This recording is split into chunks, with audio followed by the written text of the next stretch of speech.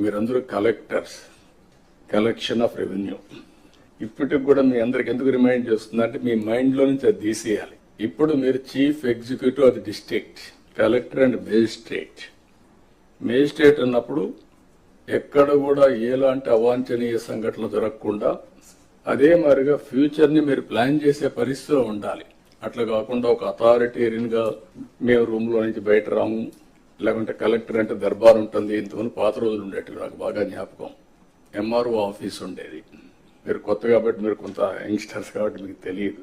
AC room లో కూర్చొని పంకా పెట్టుకునేవాళ్ళు. మనిషి ఉండి దాన్ని లాగుతా ఉండేవాడు. అంటే అది స్టేటస్ సింబల్ అయిపోయింది. బ్రిటిష్ వాళ్ళు ఉన్నప్పుడు కరెంటు లేదు కాబట్టి ఫ్యాన్ కూడా సరిగా లేకపోతే పంకా పెట్టి దాన్ని లాగుతూ ఉంటారు, గాలి వేస్తూ ఉంటారు. అలాంటి ఓల్డ్ అడ్మినిస్ట్రేషన్. కలెక్టర్స్ కూడా నేను నాకు 30 సంవత్సరాల నుంచి మిమ్మల్ని చూస్తున్నాను. నేను ముఖ్యమంత్రిగా అంత ముందు కూడా చూశాను. 45 ఇయర్స్ 47 ఇయర్స్ చూశాను. అయితే ఈరోజు మనం గుర్తుపెట్టుకోవాల్సింది ఏంటంటే కలెక్టర్ అనే వ్యక్తి చాలా ప్రజల్లో ఒక ప్రగాఢమైనటువంటి ఇంపాక్ట్ క్రియేట్ చేయగలుగుతాడు.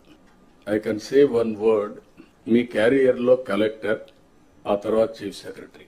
అందరికీ చీఫ్ సెక్రటరీ రాదు, కానీ మెజారిటీకి అనివార్య కారణాలు ఉంటే తప్ప కలెక్టర్గా రిజెక్ట్ చేయరు. ఈ విషయం మీరు గుర్తుపెట్టుకోవాల్సిన అవసరం ఉంది. ఆ కలెక్టర్గా మీరున్న సమయంలో మీరు చేసే పనులు, మీరు ప్రజల్లో మీరు చేసిన పనుల వల్ల వచ్చే ఇంపాక్ట్ శాశ్వతంగా ఉంటాయి.